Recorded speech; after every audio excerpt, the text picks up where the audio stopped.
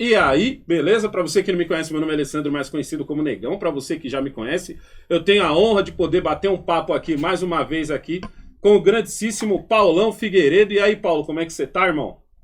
E aí, negão, a honra é toda minha, pô. Ah, eu dou uma toda sua mesmo. Tá ligado que agora eu faço artigo, né? Tá ligado? Que bom, bom pro veículo que publica os seus artigos. Poxa, eu tô dando até carteirada. Eu quero meia no cinema agora, só porque eu fiz um artigo para a Revista Oeste. Entendeu? Eu quero. Maravilhoso, pô. Começou logo na melhor das revistas. Não é? E aí, Paulão, deixa eu perguntar uma coisa para você, você que tá aí nos Estados Unidos. Ontem a gente deu uma notícia, provavelmente ela repercutiu bastante por aí, de que a cofundadora do Black Lives Matter, e eu falo errado mesmo, porque eu sinceramente não boto muita fé neles, principalmente na versão tupiniquim deles, entendeu? Que a cofundadora do Black Lives Matter estava tendo indícios de enriquecimento ilícito. Você que tá aí, como é que esse assunto tá pegando aí? Já é um negócio que tá rolando há algum tempo. Pessoal falando da, da quantidade de casas que ela comprou. Ela tem seis casas, algumas mansões, todas com bastante. Na Califórnia, onde casa é bastante cara, é o estado aí onde as casas são mais caras.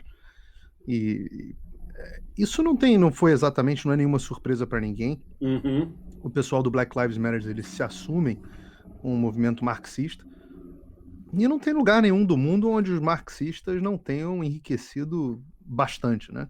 Você olha Eu o mundo vi. inteiro, olha Cuba, olha a União Soviética, olha a China. Na China, todos os Aham. bilionários são do Partido Comunista Chinês, todos os bilionários. O Jack Ma, que é do Alibaba, era Uhum. ligado ao Xi Jinping. O dono do Dalian Group, que é o homem mais rico da China, é sócio da filha do Xi Jinping, e por filha do Xi Jinping, entenda, laranja do Xi Jinping. Então, assim, todo mundo. Até eu estava vendo o cara da BYD, que é a empresa, inclusive, que o prefeito do Rio, Eduardo Paes, trabalhava, também é ligado ao Partido Comunista Chinês, tem um monte de ligação com o Partido Comunista Chinês. Então é o seguinte: o comunismo é isso. Quem está ali perto do poder, agarrado no saco dos poderosos, enriquece, e o povão que se ferra e cai nessa conta e é usado como peão para a agenda desses caras prosperar. Eu queria só sair dos Estados Unidos um pouquinho, mas criar um paralelo em cima disso, porque hoje mesmo eu soltei um vídeo sobre o que eu chamo da direita limpinha. Tá ligado? Que pra mim a direita limpinha não é aquela direita que fala mal do Bolsonaro, não é aquela direita que critica o Bolsonaro, mas é aquela direita que faz vista grossa pro Lula, faz vista grossa pro PSOL, faz vista grossa pro PT, faz vista grossa pro PCdoB, faz vista grossa pra todo o resto. Na minha opinião, é porque eles já entenderam que com o Lula dá pra dialogar. Deixa eu ver se você tá vendo o que eu tô fazendo, o meu sinal aqui, ó. O dialogar, entendeu? Você acha que esses que você acabou de citar, como você citou, não só o pessoal do Black Lives Matter, como também o pessoal que está na China, apesar de que na China é quase que obrigatório você ser. O cara tem esse álibi, vamos dizer aqui. Você acha que aqui no Brasil, essa minha visão dessa direita, entendeu? Que limpinha, que tá lá toda hora sentando a marreta no Bolsonaro, mas também ao mesmo tempo, tá ligado? Não fala um A, não há, tipo assim, manifestação para eles nem aconteceu esse final de semana. Você acha que Tem, essa tem, minha tem visão tá algum nome que correta? você possa. Tem algum nome que você Ah, eu não possa me quero dar? falar nome não, porque senão você fala nome, você vai ter o hater do cara enchendo o saco aqui. Eu gosto sempre de ficar longe, mas Mas, é fácil, a maioria usa sapatênis. Entendeu? então, normalmente, eu vou te dizer onde é que está a minha dificuldade. Normalmente, o pessoal que está falando mal do Bolsonaro está fazendo vista grossa para o Lula. Normalmente, esses dois grupos são assim, lembrando do estudo dos conjuntos na escola, os conjuntos são quase conjuntos idênticos. Uhum. Hoje, quase todo mundo, do que eu chamo de a ex-direita, e eu posso explicar por que eu chamo de a ex-direita, basicamente pelo seguinte: são pessoas com as quais eu caminhava lado a lado até 2018, Uhum. ombro a ombro, e nós defendíamos basicamente as coisas que tradicionalmente a direita defende no mundo. Vou dar alguns exemplos. Nós éramos contra aborto, nós éramos contra a influência da China no mundo, nós éramos contra isso que a gente chama de wokeísmo, lacração, essa agenda neomarxista. Nós éramos em favor da família, nós éramos em favor do direito da defesa do cidadão. Enfim, eu posso repetir aqui inúmeras pautas. Por Eu exemplo, sou tudo agora... isso que você falou. Claro, Eu sou... as pessoas acham que ser de direita, o sujeito precisa fazer um curso e se tornar um conservador, academia, não sei o que. Não. Quem é mais de direita hoje no mundo é o povo. Uhum. O povo se tornou a reserva da direita, enquanto os intelectuais, etc., são a reserva da esquerda. Quem está no mundo real, trabalhando, carregando carrinho de material reciclado, é de direita. Quem está lá na universidade, na Sorbonne, Harvard, na cobertura pedindo comida pelo aplicativo, esse é geralmente de esquerda, artista, intelectual, etc. Mas, então, por que eu chamo de ex-direita? Porque todas essas pautas eu continuo defendendo. Uhum. Mas essas pessoas pararam de defender. E por que elas pararam de defender? Pararam de defender porque a pessoa que defende essas pautas no Brasil só tem um político. Só tem um, não é político de expressão nacional. É o Bolsonaro. Não tem outro. Então, o que acontece? Essas pessoas da ex-direita deixaram de ser da direita, deixaram de estar na direita. Eu considero eles os verdadeiros bolsonaristas. Também explico por quê. Porque o Bolsonaro não influencia a minha opinião sobre nenhum assunto. Então, por exemplo, eu sou há anos, muitos anos, defensor do direito do cidadão de bem comprar uma arma para se defender. Essa é a minha defesa. Se o Bolsonaro amanhã mudar de opinião e começar a ser contra as armas, eu vou continuar onde eu estou e vou ficar contra o Bolsonaro neste assunto. Se ele mudar em assuntos o suficiente, onde eu perceba que ele não está mais alinhado ao que eu defendo, beijo Bolsonaro. Já falei aqui, não sou fechado com o Bolsonaro, sou fechado com as ideias do Bolsonaro. As ideias que o Bolsonaro atualmente defende. Essas pessoas não. Basta o Bolsonaro defender alguma coisa que elas passam a ser contra. E aí você tem o fenômeno esquizofrênico. Eu tenho muitos amigos, alguns conhecidos aí da mídia, o fenômeno esquizofrênico, onde o cara apoia uma política nos Estados Unidos e apoia outra no Brasil. Isso! Isso eu ia te falar também. Por isso que eu fugi um pouco dos Estados Unidos, mas queria voltar. Porque eu percebo isso também. Entendeu? O sujeito fala assim... eu apoio os republicanos na Flórida. Eu falo assim, os republicanos nos Estados Unidos. Eu falo, você sabe que os republicanos aqui, por exemplo, adotaram a postura de que eram contra a obrigatoriedade de máscara em local aberto, contra o fechamento dos estabelecimentos, contra o fique em casa, eram favoráveis a tratamento precoce. O próprio Trump foi o primeiro a falar de cloroquina. Aí o sujeito fala assim, tá bom. Aí chega no Brasil... O sujeito muda todas as opiniões e é a favor do fique em casa, a favor da máscara, a favor contra o tratamento precoce. Por quê? Porque são as políticas que o Bolsonaro defende. Então quem é o bolsonarista de verdade? Os bolsonaristas de verdade são eles. Porque a opinião deles é que é diretamente influenciada pela posição do Bolsonaro. Eu não, eu tenho a mesma posição aqui e aí no Brasil. Uhum. Exatamente a mesma posição, não muda. Porque ela é baseada em princípios. Então eu chamo essas pessoas de ex-direita, ex-direita, ex-direita. E agora, o que acontece? Como esse negócio eles queriam um negócio chamado terceira via. Essa terceira via é uma abstração teórica. É uma coisa que ela quase que eu chamo de o bóson de Higgs da política, porque ela é tão insignificante que ela é teórica e só pode ser detectada em condições muito específicas. Uhum. Fora disso, é indetectável. E eles não conseguiram, tentaram vários nomes, tentaram Sérgio Moro, não rolou, não tá rolando. Tentaram Luciano Huck, não rolou, não tá rolando. Tentaram, quem mais? Bom, o Dória já era. politicamente. O Dória, eu acho que a eleição para síndico do prédio dele vai ser competitiva esse ano, talvez ele ganhe. Eu acredito que vão colocar o Zema. É uma aposta que eu... É uma possibilidade. Eu acredito que o Zema consegue quebrar o ego do Amoedo. Pode ser, é um nome mais... Mas até agora eles não conseguiram. E assim, honestamente, o Zema é um cara que foi bem em Minas, mas qual é o carisma dele nacional? Qual é o diálogo dele nacional? Você acha que depois de sábado jogou-se uma pá de cal nessa terceira via? Porque querendo ou não, pelo menos aqui em São Paulo foi grande. Aqui, eu digo não pelo vídeo fake que até a CNN a CNN tá rodando um vídeo fake. Não, Entendeu? mas é que você acha absurdo a CNN rodar um vídeo fake. Como já moro aqui, já Você tô acha acostumado com normal? a CNN há mais tempo, eu já acho normal. Eu acho estranho se a CNN rodar um vídeo que não seja fake. Não, ela abriu a CNN aqui a gente via isso, né? Uhum. Acompanhei alguns comícios do Trump. A CNN chegava antes no comício, filmava o comício vazio.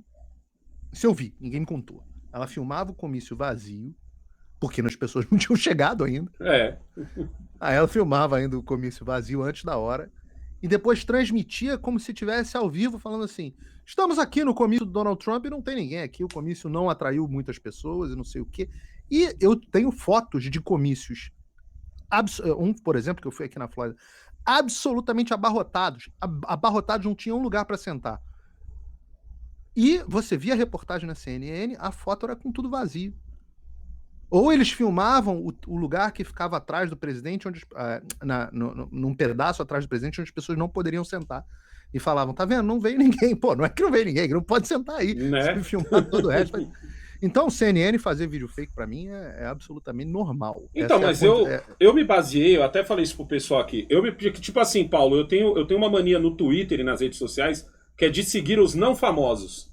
Às vezes as pessoas até se espantam de eu estar seguindo elas, mas é que eu sempre falo pra elas que elas são hoje o meu ganha-pão. Elas me dão pauta pro programa que a gente faz aqui. Então, seguir os não famosos. Muitas vezes eu sei de coisas que você. Se eu não me engano, eu nem te sigo. Mas eu sei de coisas que você faz porque várias pessoas que eu sigo seguem você. Entende onde eu quero chegar? Então, claro. Tipo assim, da mesma forma que você sai seguindo todo mundo, você segue o cara que ele é de direita, tem o cara de esquerda que te segue. Você tá ligado? Tem muita gente que de esquerda que te segue, que comenta, te xinga e tal. E eu acabo seguindo essas pessoas. E essas pessoas tinham filmagens na Paulista mesmo. Eu até falei pro pessoal, falei, não se engane achando que foi pequeno, porque o negócio foi do tamanho da última pró-Bolsonaro. E na verdade as pautas eram as mesmas invertidas. Tipo assim, você vai numa manifestação pró-Bolsonaro, você tem, 80 minutos do tempo falando das ações do governo, o cara que sobe, 20 minutos do tempo, quando ele vê que a galera tá mais amuada, porque toda hora ele tá falando, é a hora de gritar Lula ladrão, tá ligado? No caso do PT era a mesma coisa, então por isso que eu falei, não foi uma manifestação anti-Bolsonaro, não foi uma manifestação anti-vacina, ela foi uma manifestação pró-Lula. Os 20% era a hora de xingar o Bolsonaro de genocida e de pedir vacina. Mas de resto, ela era uma manifestação. Tanto que você tem vídeos da galera pichando Lula livre, Lula alguma coisa, tá ligado?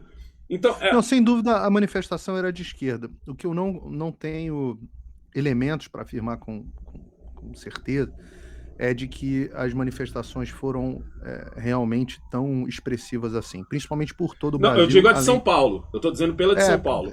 Eu digo tanto São Paulo, que eu realmente não tenho elementos, porque se fosse tão expressivo assim, talvez a CNN não precisasse usar um vídeo fake. Então, eu tenho muito ceticismo sobre o que rola na internet. No caso das manifestações pró-Bolsonaro, por exemplo, eu tenho amigos que estiveram lá. Pessoas comuns, tô falando de pessoas comuns. Eu sei, eu tava lá. Pessoas comuns, não pessoas bolsonaristas, não militantes, não nada disso. Eu conheço pessoas comuns. Uhum. Eu não conheço nenhuma pessoa, e olha que eu tenho muito amigo de esquerda, eu não conheço nenhuma pessoa comum que estivesse nessa manifestação pró-Lula, ou anti-Bolsonaro, ou como quer que seja. E eu também acho que se ela fosse tão grande quanto estão alardeando por aí, você não precisaria de tantos vídeos fakes. Então, é uma ponderação que eu faço. Agora, posto isso, sem dúvida tinha gente na rua, sem dúvida teve manifestação. Você acha que joga uma pá de cal na terceira via? E a gente pode parar com essa conversa idiota? Vamos lá, como é que cabe a terceira via?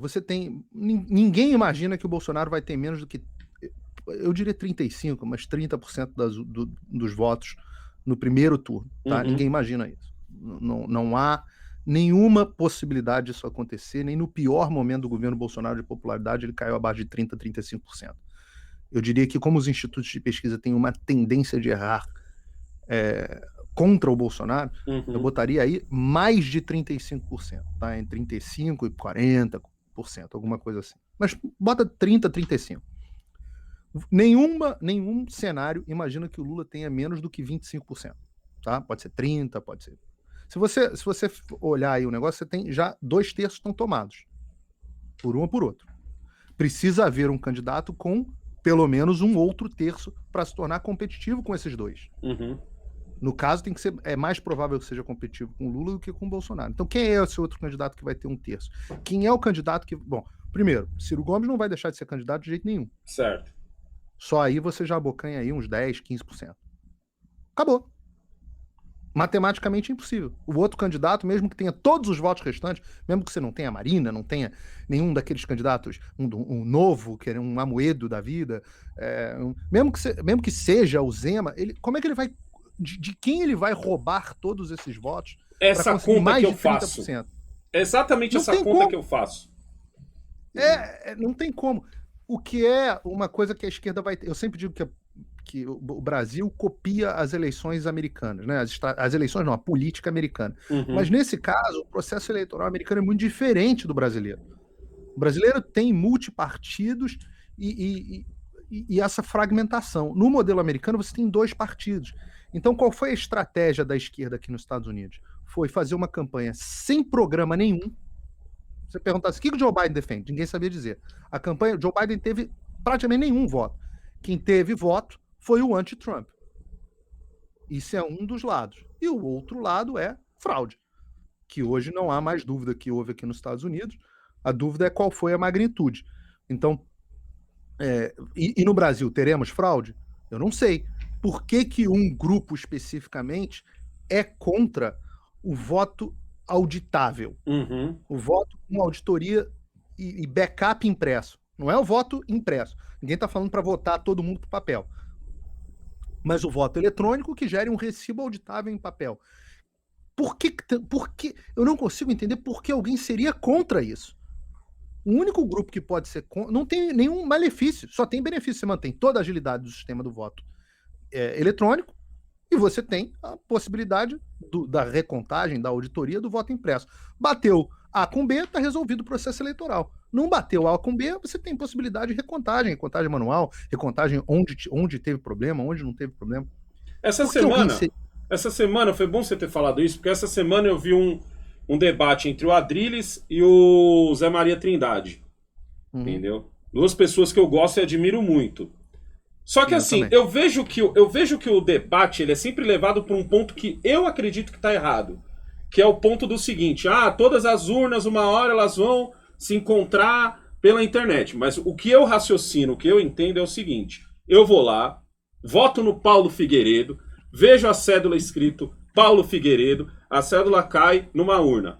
Correto? Correto.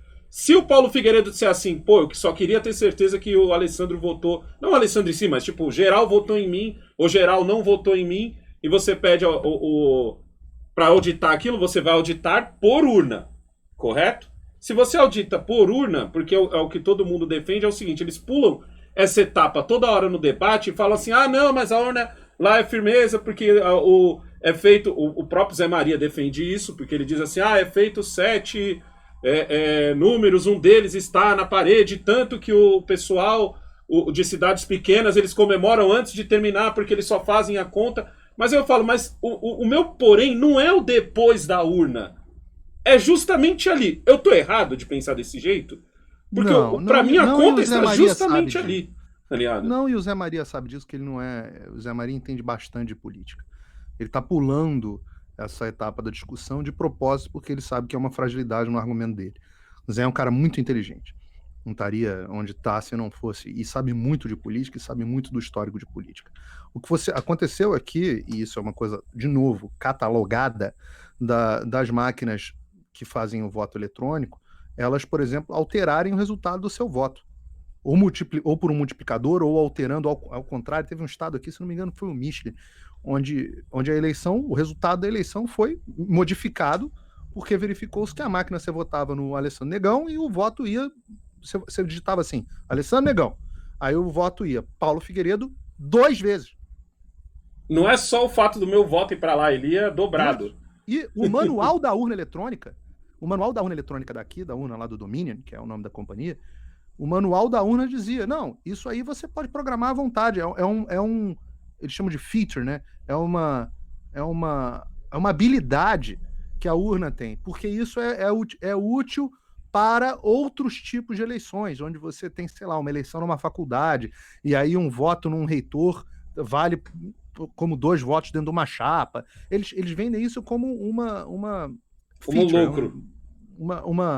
uma vantagem. habilidade, uma funcionalidade, essa é a palavra que eu estava procurando. Uma funcionalidade da urna. Então, é um software. Se você programar que você vai digitar lá, número 77 do Alessandro Negão, e vai aparecer a foto do Alessandro Negão, mas a urna vai ser computada na hora H como o voto do Zezinho da Silva, ótimo. Agora, a outra coisa que você não consegue saber, e isso é outra fragilidade da discussão do argumento do Zé Maria, que obviamente é um argumento muito frágil, é o seguinte, tá bom, quem é que vai tabular todos os votos de todos os candidatos? Porque você não vai fraudar todo o sistema eleitoral do país inteiro. Você vai fraudar seções especificamente, como aqui nos Estados Unidos. Não houve fraude em todo o país. Você teve fraude em Atlanta, você teve a fraude ali nas regiões mais populosas da Pensilvânia, você teve fraude pelo menos estão tentando descobrir, em Maricopa County, no Arizona. As fraudes são muito específicas em seções controladas pelos democratas. Então, não é onde você, por exemplo, muito facilmente, você tem quase 30% de abstenção na eleição brasileira, e você pode, muito facilmente, botar 10% das pessoas que não apareceram para votar. E aí? Detecta essa porra. Detecta. Pega 10% das urnas da Zona Sul do Rio de Janeiro, e que vai ter uma abstinência de 35% nas próximas eleições, e diz que a abstinência foi 25%, e bota 10% das pessoas para votarem. Pronto. Você mudou aí não sei quantos centenas de milhares de votos. E o sujeito vai me dizer, pelo amor de Deus, mas é irraqueável. Irraqueável, pô, meu querido, onde é que você tá? Em que planeta que você tá? Você acabou de ver que hackearam um pipeline que abastece todo o combustível do sul dos Estados Unidos? Você tá em que planeta que você acha aí que alguma o coisa argumento, é se você fala isso daí, o argumento é, mas ela não é ligada à internet. É mas onde entra a apuração discussão. É onde entra a Mas a discussão. apuração a urna não é, mas claro que ela é ligada na internet. Em alguma rede ela é ligada que tem alguma conexão com a internet. Tanto que os resultados são divulgados na internet. E a outra, você confia nas pessoas que... Vamos lá. Quem apura as eleições no Brasil? O Tribunal Superior Eleitoral. Antigamente era um sistema descentralizado. Desde a eleição para municipal passada, o sistema passou a ser centralizado. Então, quem apura é o TSE. Quem são os juízes do TSE? São os juízes do STF. Sabe quantos % dos brasileiros confiam nos juízes do STF, segundo a última pesquisa de maio desse ano? Ou seja, deste último mês que a gente acabou de passar? Eu vi que eles Chuta confiam aí. muito mais nos militares. Confiam. Sabe qual o percentual de brasileiros? 20%? 18%. 18%. Menos de 2 em cada 10% dos brasileiros. Ou seja, a gente quer confiar a apuração do sistema, que é a base da democracia, na mão de um grupo que só menos de 2 em cada 10 brasileiros confiam. Se alguém tentar me convencer de que isso é racional, que isso é uma coisa sã, eu falo, tem que colocar uma camisa de força. Ou então, a pessoa tem outros interesses e não quer transparência no sistema eleitoral. E eu sempre falo o seguinte, se você não tem nada a temer, transparência é fundamental. Exato. A primeira coisa que você precisa num sistema eleitoral é transparência. Transparência, capacidade de auditoria, e não pelo Estado, não por órgãos governamentais. A auditoria precisa ser feita pela sociedade civil, pelos partidos, todos os partidos precisam ter capacidade de auditar o sistema, independentemente, com as suas próprias auditorias. Mas, Paulo, aí pode acontecer uma guerra que a eleição fique em disputa até que em janeiro a gente não saiba qual é o presidente. Eu falo, bom, tudo bem, antecipa a eleição para setembro, não tem problema nenhum. Para dar mais tempo, eu prefiro que passem mais tempo apurando a confiabilidade do sistema e que no final a gente saiba quem de fato o povo elegeu, Do que façam as eleições um mês antes do pessoal assumir. Eu já acho as eleições no Brasil cedo demais. Que se façam as eleições... tarde demais, perdão. Que se façam as eleições tarde demais, em cima da hora, e aí você fala assim, não dá tempo da gente ver quem ganhou direito, não. Bota esse cara aqui, que é quem a gente tá dizendo que ganhou. Você acha que esse ano eles vão fazer que nem o ano passado e meter o louco do Covid também? Difícil, né, cara? Você acha? Esse ano não, COVID, né? No próximo. Não, o Covid foi o seguinte, poder dar uma segurada, assim, tipo, dar uma segurada, né? Não, a ideia de alongar o Covid, a onda do Covid, foi surfada especificamente para as eleições americanas, pensando no timing das eleições americanas. A esquerda brasileira perdeu perdeu essa onda, perdeu esse navio. Esse aí já era, zarpou. Não adianta.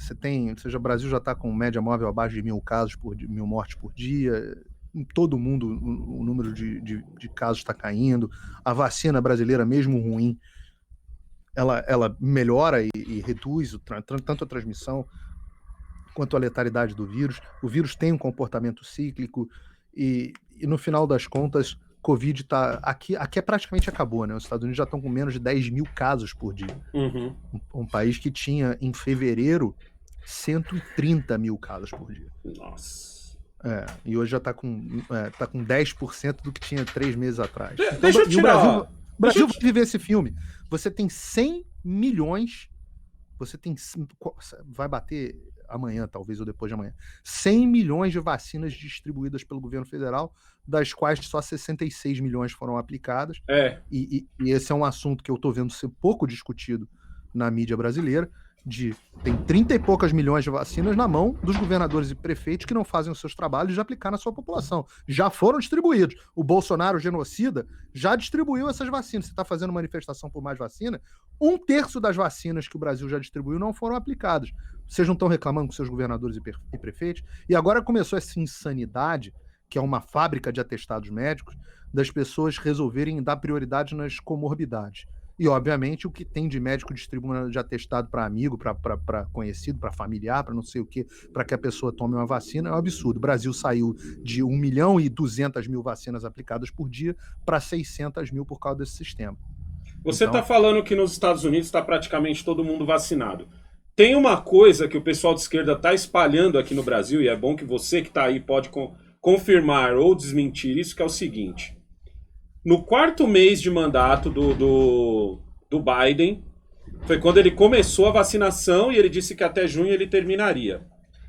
Dá realmente para um presidente, em 4 meses, ele desenrolar esse BO das vacinas, ou ele só pegou um meio caminho andado do Trump? Isso que eu quero que fique muito claro, porque eu, sinceramente, tudo bem, é Estados Unidos, tudo bem, o pessoal se empenha aí, mas 4 meses pro cara, pra mim ele pegou um bonde andando. E agora, obviamente, como ele tá o motorista desse bonde, ele vai falar que pegou a viagem inteira o bonde. É isso ou não? Realmente o Biden merece aplauso. Negão, é claro que você que é um cara inteligente sacou logo o que é possível e o que é impossível, né? Em abril de 2020, o então presidente Donald Trump começou com a sua força-tarefa a tal da Operação Warp Speed. O que foi a Operação Warp Speed? Ele deu um caminhão de dinheiro para vários fabricantes do mundo inteiro, mais especificamente aqui nos Estados Unidos, deu um caminhão de dinheiro, e mais importante do que dar um caminhão de dinheiro, ele modificou o processo de aprovação das vacinas. Ele tornou o processo da aprovação das vacinas mais célere. Cabeça de empresário, cabeça de Donald Trump. Meu amigo, eu preciso de uma vacina. Você reúne aí as pessoas mais brilhantes. Mas isso demanda dinheiro. Toma aqui dinheiro. Dinheiro não é problema. Pum, toma aqui o checão. Não, mas o processo tem, a fase 1 demora não sei quantos meses. Meu irmão, tá maluco? A gente tá em guerra. Isso aqui é guerra, o mundo vai quebrar, eu preciso de vacina agora. Operação Warp Speed. Warp Speed significa, sabe quando a espaçonave do Star Trek ou do Star Wars, ela entra na velocidade meio que da luz e aí some? Isso é Warp Speed, velocidade de dobra, velocidade de túnel, velocidade da luz. Velocidade de dobra, certo? Velocidade de dobra. Velocidade de dobra. Ou seja, a gente vai fazer esse troço mais rápido que a luz. Então, ele começou esse processo e Todo mundo disse que era impossível, a mídia disse, a Bill Gates dando entrevista, a vacina só no final de 2021. Eu entendo muito de vacina, porque eu fiz o Windows, e então... Manja de vírus. Manja de vírus, né? Isso é verdade, então, não dá para negar. Principalmente na época dele, o que mais tinha era vírus. Era vírus. Então, Bill Gates dando entrevista, a mídia fazendo chacota.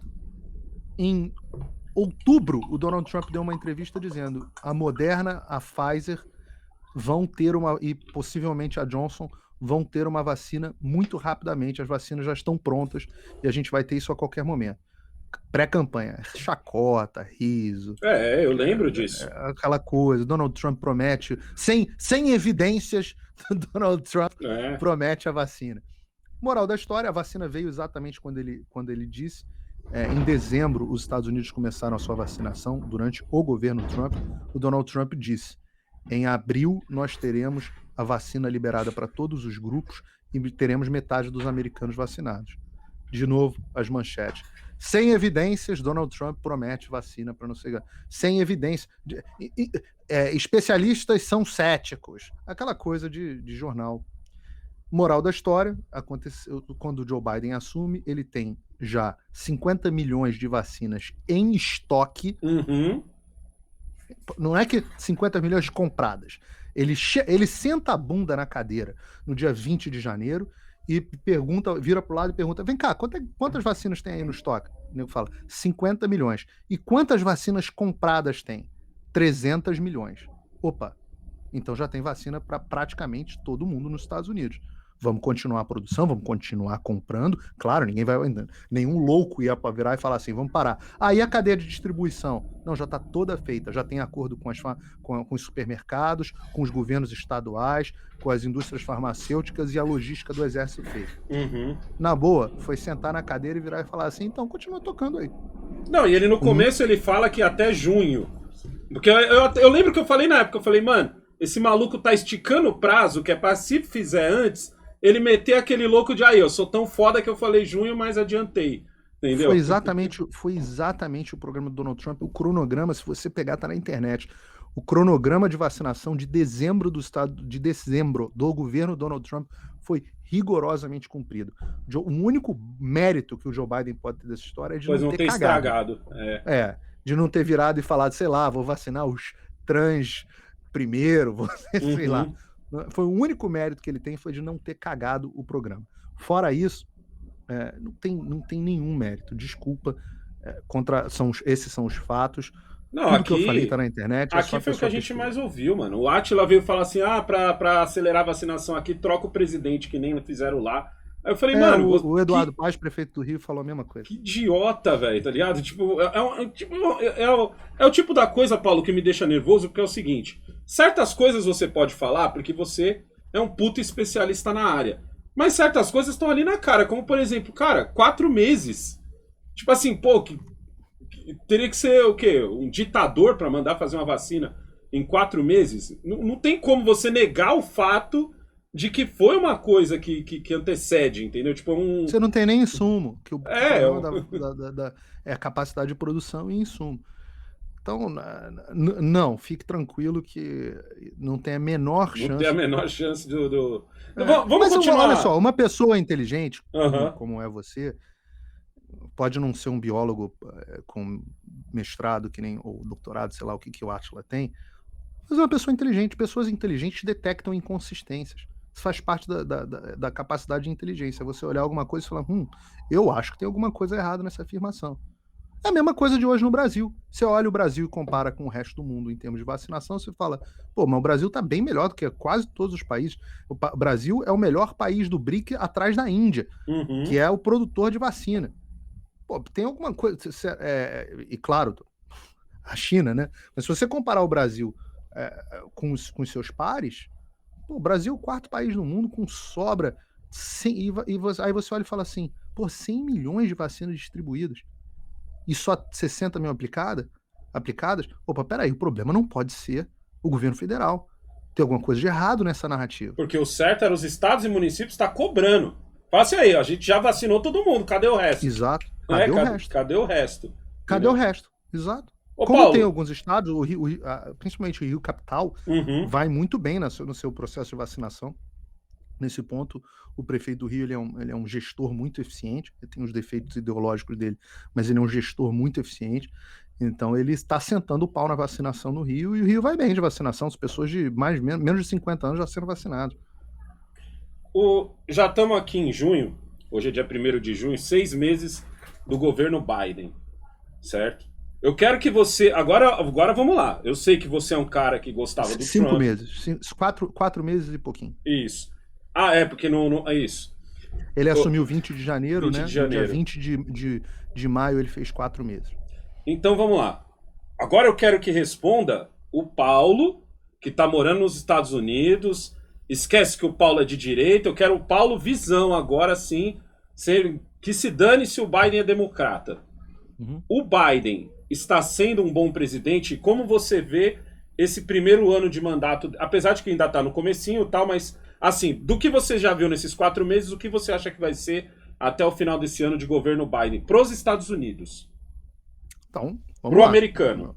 Então, vamos olhar as coisas do ponto de vista prático, esquece ideologia. Uhum. Vamos olhar pauta por pauta. Economia. Como é que vai a economia americana? A maior inflação dos últimos 13 anos. O povo gosta de inflação? Não, né? Então, não vai bem. Desemprego. Desemprego, apesar da reabertura dos estados, o desemprego nos Estados Unidos até subiu um pouquinho, tá? Em 6 e alguma coisa por cento desde que o Biden assumiu.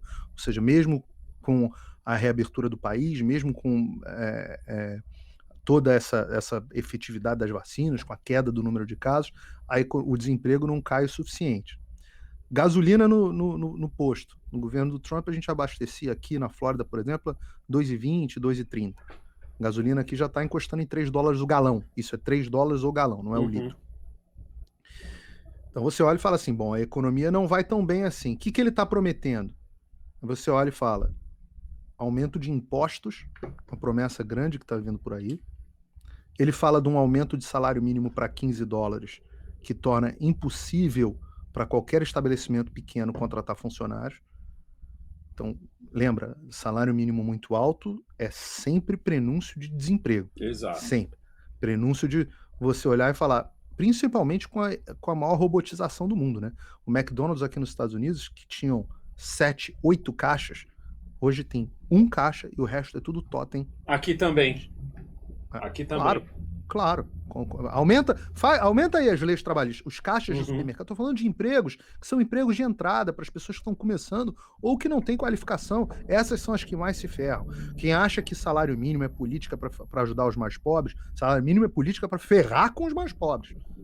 Porque os mais ricos, esses já não ganham salário mínimo.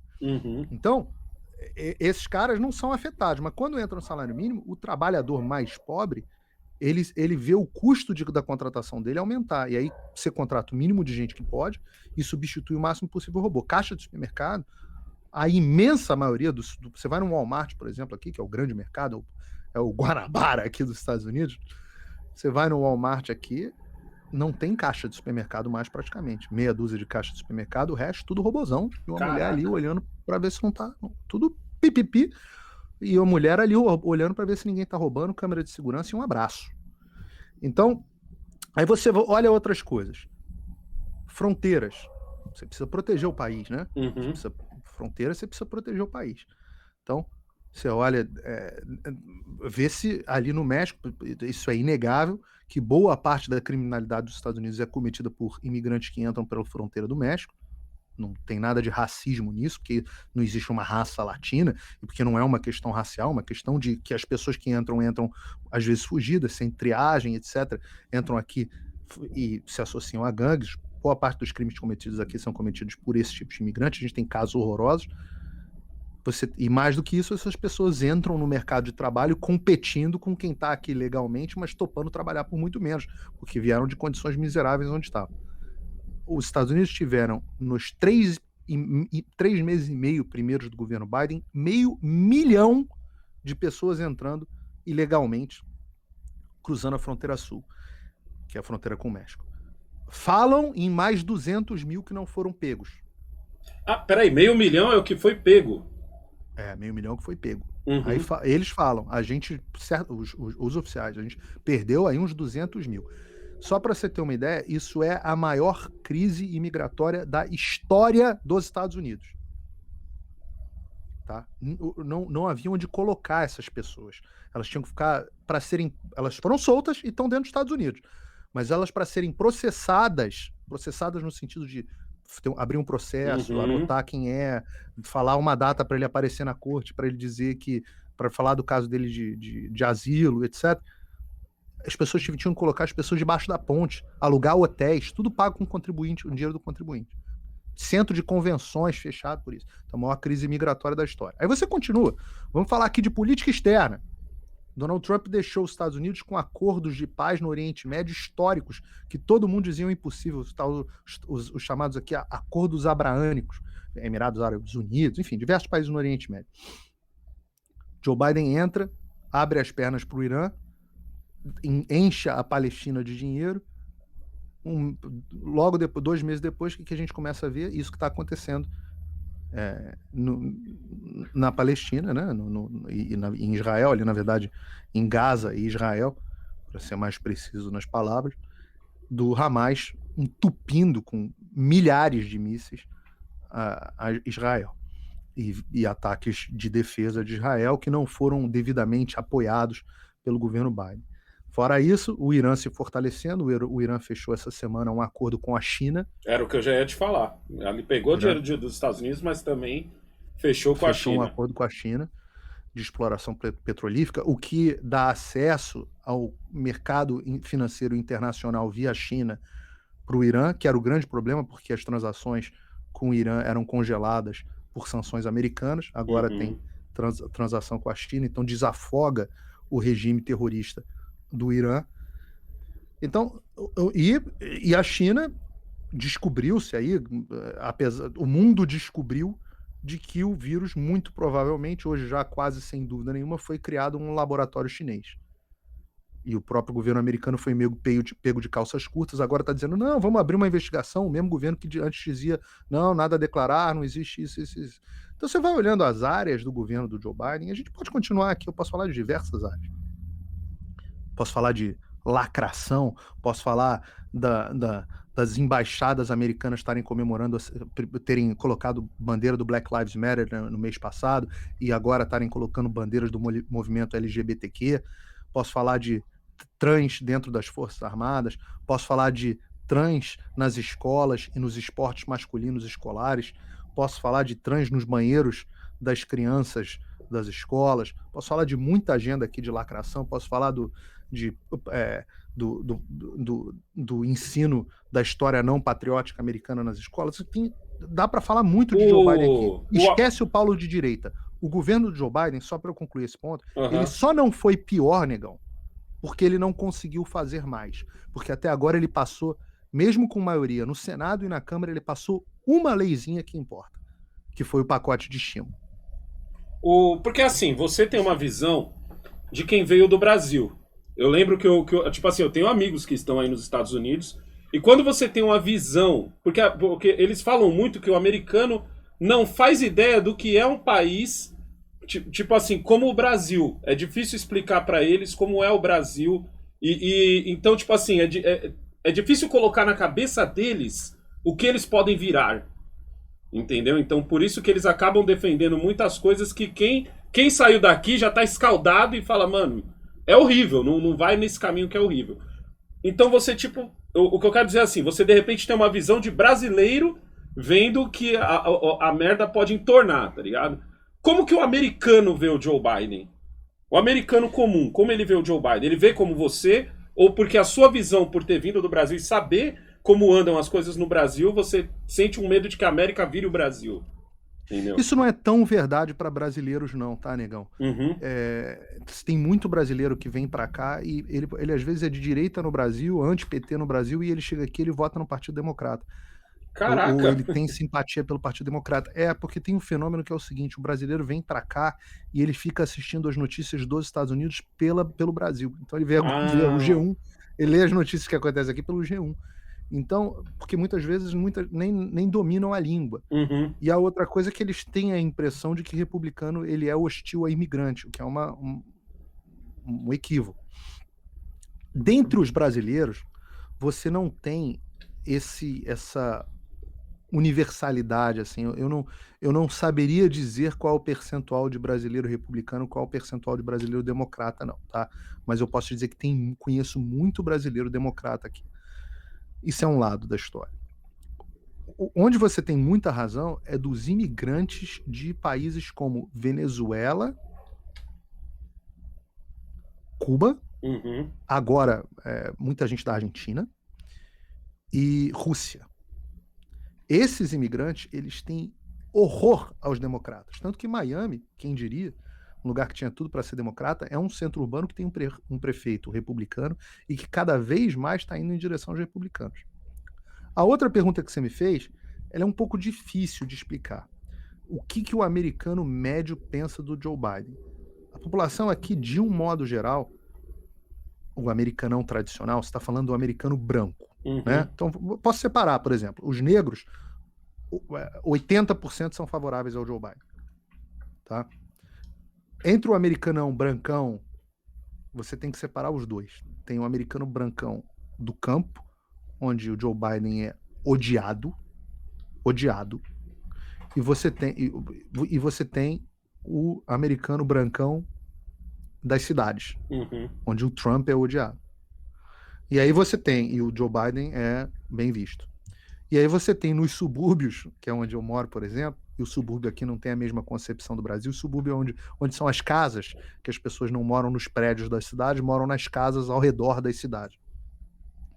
Nos subúrbios a situação é mais ou menos dividida. Então não tem, é muito difícil dizer assim, o que o americano está pensando? Não, o americano é estratificado. E aí você tem uma estratificação também de classe e de instrução. A elite é simpática ao Joe Biden, o povão não gosta do Joe Biden. Caraca, que doideira, né, mano? São estratificações. Ô, Paulo, deixa eu falar do seu curso. Eu vi que você tinha feito um período de reabertura. Esse período ainda tá valendo ainda? Não, fechamos na quarta-feira passada. Não, na segunda-feira passada. Tá indo bem? A gente está aí com quase 2.000 alunos, então eu acho que a gente se tornou o maior curso de política americana já dado aí no Brasil. Uhum. E encerramos a primeira turma, não vai mais ter abertura, não tem mais carrinho para a primeira turma. O curso está mais ou menos, ele é produzido semanalmente, a gente está na metade. Pode ser que a gente tenha novas aberturas, mas para um modelo um pouco diferente, um curso um pouco mais premium, um pouco mais caro. Eu fico triste porque toda vez que a gente conversa, você já fechou o carrinho. Então eu não posso nem te ajudar a vender. Não, você me ajuda as pessoas a me conhecer. E uma coisa que eu espero, que eu gosto, é que as pessoas vão conhecendo o meu trabalho e aos poucos elas, no momento que elas acharem oportuno, e quando eu tiver outros cursos, eu vou fazer um curso muito interessante no segundo semestre, que vai ser o Introdução à Política Americana. O sujeito fala assim, eu não sei nada de política americana, não sei como é que essa coisa funciona, curso mais barato, mais rápido, só 5 aulas, pro cara falar assim, entendi, isso é que é diferente do Brasil, o Brasil funciona assim, aqui funciona assado, dá mais certo lá. E esse curso, o objetivo, em vez de ter 2.000 alunos, ou 3.000, que talvez eu chegue no final do Fim da América, o objetivo é eu ter 10, 15 mil alunos. Porque o caminho que eu sigo com a educação é, se eu tiver muita gente preparada, entendendo o que acontece aqui, eu tenho certeza que o poder multiplicador dessas pessoas é incrível e elas impedem que as mesmas armadilhas que os Estados Unidos caíram, o Brasil caia também. Caraca, que da hora, mano. Vamos falar agora de polêmica, mano. Bora. O que tá acontecendo com a Jovem Pan? Que eu vi que eles têm o negócio lá das reformas, que eles sempre falam lá no Jornal da Manhã. E esses dias eles chamaram a Jandira Ferrari. Por que alguém comunista vai querer reforma pro Brasil? Tipo, da onde tiraram essa ideia, mano? Inexplicável, cara. Eu enfim, tô vendo um processo de mudança na Jovem Pan desde o início do ano. Eu entrei na Jovem Pan mais ou menos no no início do segundo semestre do ano passado. E agradeço demais, a Jovem Pan me apresentou para o Brasil, fiz grandes amigos lá dentro, tive liberdade para falar durante muito tempo. Acho uma rádio diversa, capaz, um ambiente diferente. Sem dúvida, era um, digamos assim, para um cara como eu, era o lugar dos sonhos para trabalhar. Agora, a gente tem visto mudanças, e quem me alerta para as mudanças não sou só eu, porque às vezes eu tenho um olhar muito crítico, porque trabalho com isso e tudo mais, mas eu não gosto desse termo seguidores, eu prefiro as pessoas que interagem comigo pelas redes sociais, que eu acho que é mais correto. As pessoas que interagem comigo pelas redes sociais têm chamado muita atenção a esse ponto, já faz tempo. Paulo, o que está acontecendo com a Jovem Pan? O noticiário, essas reportagens, e você repara, não são os comentaristas. Muita gente fala assim, o Guga Noblar falou não sei o que no Pânico, o Joel fala não sei o que, eu falo, não, claro que dê voz para as pessoas de esquerda, esse é um dos motivos do sucesso da Jovem Pan. A diferença é que a Jovem Pan dava voz pro cara de esquerda e de direita, e melhor, deixava as pessoas caírem na porrada verbalmente, né, em termos de debate, e se confrontarem umas às outras. E as ideias terem choques, em vez daquelas bolhas. Você pega o grande debate da CNN do Caio Coppola. Um fala um troço, fica ali no palanque, aí separado, aí o outro vai e fala o outro negócio, e aí cada um dá a sua versão. Não, na Jovem Pan eu saía no palco com as pessoas, expunha a intimidade de expor quem eram as pessoas. Então o problema não eram os comentaristas. Eu gosto de diversidade dos comentaristas. O problema é o jornalismo. Não, o jornalismo, a linha editorial. O que é o jornalismo? São as notícias, são as pautas dos programas, o que entra na pauta, o que não entra na pauta. E isso, desde a entrada do Humberto Candil, que é o diretor de jornalismo atual da rádio, que veio da CNN, veio da Band News, da época que a Band News fechou um acordo, inclusive, com a China Media Group, né, com a grupo de mídia chinês. Do momento que essa pessoa entrou na Jovem Pan, a rádio mudou completamente. A ponto das pessoas que trabalham na rádio, pessoas de dentro, estou falando do jornalismo, se queixarem. Muitas das coisas que eu posto são enviadas para mim por pessoas da rádio, que querem queimar o cara que está lá em cima. Para você ver o nível de insatisfação. Produtores, enfim, não vou citar quem são as pessoas, mas gente que trabalha na rádio. Por que você acha que o Tutinha continua com isso? Se é nítida a reclamação, tanto que teve um dia que o próprio Augusto Nunes teve que botar os pingos nos is, como ele mesmo diz, assim, e falar a real, falar, aqui ninguém vai pautar o que a gente diz não, mano. Entendeu? Eu não sei se você viu ontem a PAN tem um programa, né? Mulheres não sei lá das coisas, eu botei no meu negócio. Aí a pessoa que fez o programa, a pessoa do programa de ontem foi a Tammy Gretchen. Eu falei assim, mulheres? Como é que é? Mulheres... Qual é o nome do programa? Eu tenho que achar aqui. Eu botei no meu Twitter. É um programa que tem na Panflix e era a Tammy Gretchen. Eu falo, mas a Tammy Gretchen é mulher ou não é mulher? Como é que é o negócio? Agora voltou a ser mulher?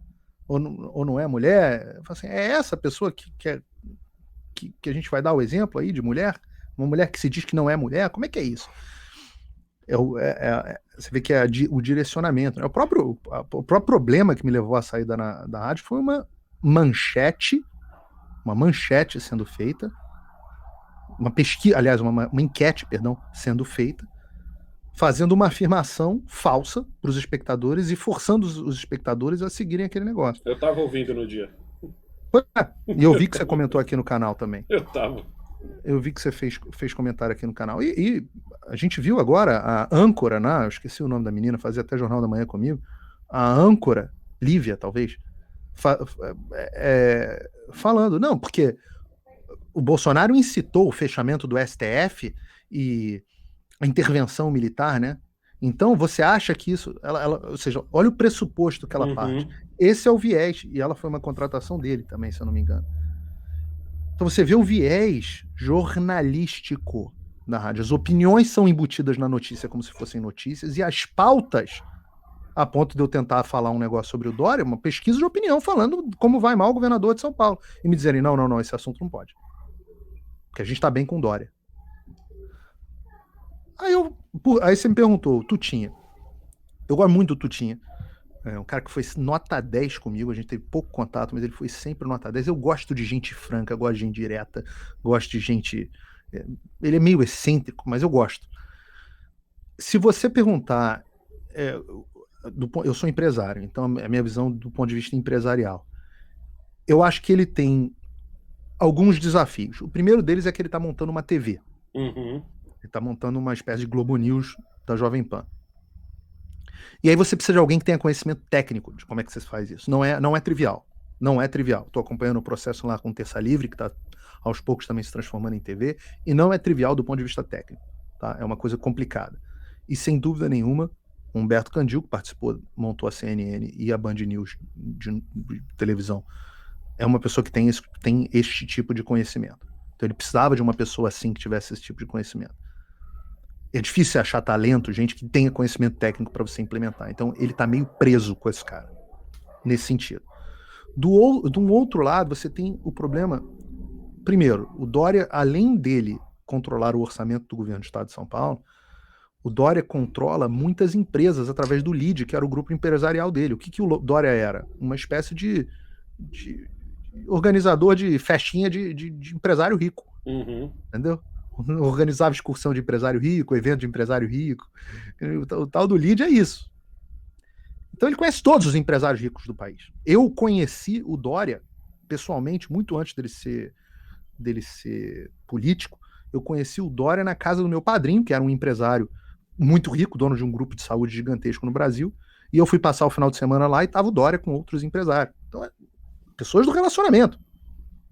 Então, com isso, ele controla muitos anunciantes. Além disso, existe um outro problema, negão.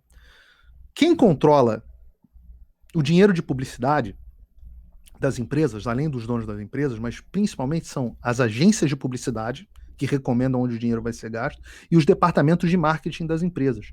E esses caras destes mercados, eles são totalmente anti-bolsonaristas. Caraca, mano. Tudo então amarrado. esses caras não querem colocar dinheiro numa rádio que tem perfil bolsonarista. Eu não acho que a Jovem Pan tem um perfil bolsonarista, mas que eles enxergam que tem um perfil bolsonarista. Exato. Ela não tem. Então, é isso que eu acho estranho. Ela não tem esse perfil. Não tem, mas qualquer coisa que não seja a mídia estatal do Partido Comunista da Coreia do Norte é visto como bolsonarista por esses caras. Uhum. Então você começa a tomar pau. O cara dá dinheiro para, sei lá, para Band News, que tem menos audiência, menos relevância, muito menos penetração na sociedade, mas é bem vista. E tem um outro componente que também, isso é natural, do jornalista. A quem que o jornalista quer agradar? O público? Uhum. Não.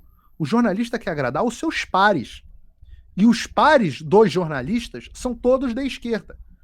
Então, um jornalista, ele é muito mal visto entre os seus pares se ele tiver um perfil de direita. Você pega, por exemplo, o Pingo nos Is, que é um programa que está sofrendo, não importa o que o Augusto diga. Se o Augusto diz, eu estou desdizendo o Augusto aqui, ao vivo para você. O Pingo nos Is já sofre influência editorial do Humberto Candil hoje. Editorial, eu sei porque eu tenho a circular dizendo que todas as entrevistas que têm que ser aprovadas, que vão passar no Pingo nos Is, têm que ser aprovadas pelo Candil. Eu tenho. Ninguém me contou. Eu tenho. Uhum. Então, não é uma questão de opinião. Eu tenho. Agora, isso não significa que o Augusto Nunes, que eu duvido que o Humberto Candil tenha bolas para ir contra o Augusto Nunes, para ir contra a Ana Paula Henkel, para ir contra o Fiuza. Não tem. Não tem. Ele não vai comprar essa briga. Talvez até com o Fiuza ele se engrace um pouquinho mais. Mas com os outros, porque ele sabe que eles sairão reclamando igual eu reclamei. E agora cachorro mordido por cobra tem medo de linguiça, né? Então, o que eu estou te dizendo esse processo de interferência, ele tem múltiplas camadas. E eu entendo a posição que tu tinha. Agora, no longo prazo, qual é o diferencial da Jovem Pan? O diferencial da Jovem Pan é que ela arrumou um jeito, primeiro, de voltar com a pluralidade do jornalismo. Segundo, de unir a linguagem dinâmica que a gente tem aqui com a internet com a linguagem formal e a qualidade técnica da mídia tradicional. E com isso, a Jovem Pan tem muito mais relevância hoje, eu digo a você, em diversos segmentos da sociedade do que a Rede Globo. Não acredita em mim? Olhe o seu WhatsApp e veja qual foi a última vez que você recebeu um vídeo encaminhado de um programa da Jovem Pan, e veja qual foi a última vez que você recebeu um vídeo encaminhado de um programa da Rede Globo. Exatamente. E aí você vai ver quem que a população dá mais atenção e mais relevância. Não estou falando de audiência absoluta, eu estou falando de relevância. Relevância.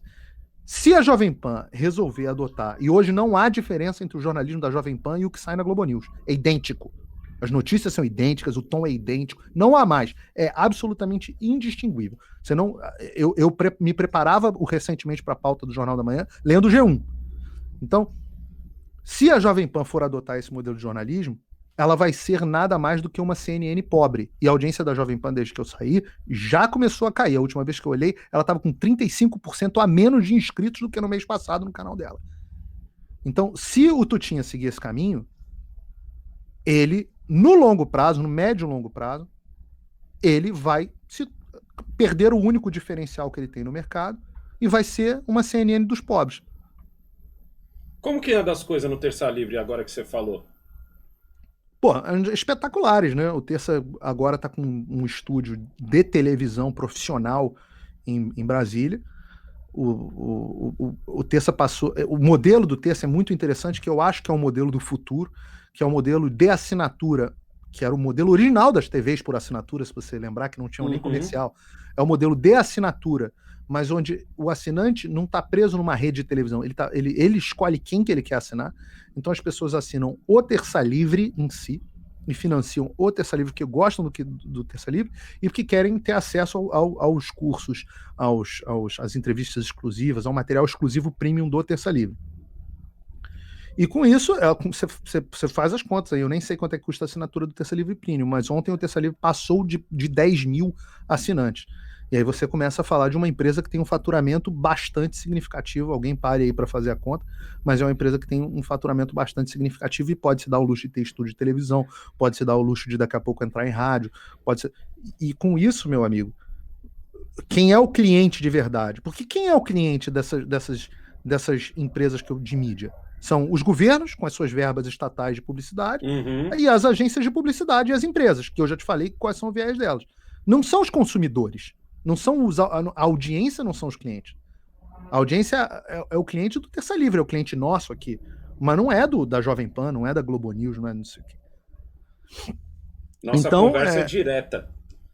Nossa conversa é direta. Nossa conversa é direta. Já teve alguma vez que você entrou no ar com alguém que você virou e falou assim, por favor, não fale esse assunto, não? Não. Tá, e já teve alguma vez que eu virei para você e falei, negão, por favor, não aborda esse assunto? Não. Agora eu vou dar uma entrevista no Jornal da Cidade. Eles vieram gentilmente me perguntar se importa de falar sobre a Jovem Pan. Eu falei, não me importa falar sobre nada. A única coisa sobre que eu não falo é sobre minha vida pessoal e sexual. O resto eu falo sobre tudo.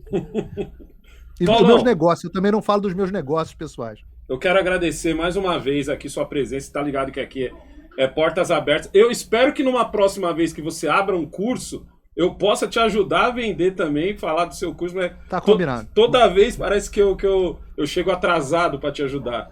O que o pessoal pode fazer é entrar no meu endereço e lá tem um link para a pessoa se entrar na lista de espera para quando tiver a próxima turma. Então, se a pessoa entrar em www.paulofigueiredo.me, não é .com não, paulofigueiredo.me, tem lá primeiro todas as minhas redes sociais para quem quiser me seguir, Instagram, Telegram, não sei o quê, e tem lá, conheço o meu curso Fim da América, e a pessoa, mesmo não podendo se cadastrar no curso, ela pode entrar na lista de espera, e aí quando tiver o próximo negócio, ela vai receber um e-mail, abriu a lista de espera, e aí quando já receber, já recebe com um cupom de desconto, para a pessoa ter um desconto e pagar um pouquinho mais barato, porque chegou na frente. Demorou. Paulo, eu quero agradecer mais uma vez aqui você, mano, pô, fantástico o seu trabalho, fantástico os seus comentários, eu tô sempre assistindo seus vídeos. Peço para você que tá me assistindo aí, por favor, siga. Obviamente, eu sei que a gente divide uma galera, mas sempre tem aquele camarada que assiste a gente, mas que ainda não se inscreveu. Eu peço para você que, por favor, se inscreva lá no canal do Paulo Figueiredo. E vice-versa, quem me acompanha aí nas redes sociais e tá vendo o meu que eu divulguei aqui, que estaria aqui, também peço que se inscreva no canal do Negão, porque o papo que você tem aqui, eu acho que o nosso público, claro, tem uma interseção, mas ela não é tão grande assim, não. Você fala com você fala com muita gente que eu gostaria de falar, mas nem sempre consigo. As pessoas... Pô, hoje, por um acaso, eu tô até de camisa social, porque eu vou gravar o curso daqui a pouco, mas de um modo geral não tô, né? Você me vê sempre de camiseta. Mas o cara às vezes olha e fala, pô, esse maluco é uma almofadinha do caramba. Cara, se um dia alguém me vê de camisa social, o pessoal vai achar que tá acabando o mundo. Mano. Pois é, eu só boto pra gravar o curso. A minha foto, é engraçado que a minha foto a minha foto do Twitter perfil é de paletó e eu falo gravata. Que parece que você vai correr. E foi a última vez que eu botei paletó e gravata, foi 1 ano e meio atrás, quando eu tirei aquela foto. Você tá com cara de quem vai correr, que eu falo, parece o Tom Cruise quando vai correr nos filmes. Aquele momento antes da corrida. Eu pareço o Tom Cruise, já me falaram isso, que eu pareço o Tom Cruise naquele filme Vanilla Sky. Então, que ele tá olhando assim pro lado antes de correr. Não, o Vanilla Sky é o que ele sofre um acidente e fica com a cara deformada. Paulão, muito obrigado, irmão. Forte abraço aí, dá um beijão nas crianças. Fica com Deus aí, meu irmão. Vocês também, um beijo à patroa e todo mundo. Valeu, pessoal. Não esquece de curtir e compartilhar esse vídeo. Se inscreve no canal se você não é inscrito. É nóis.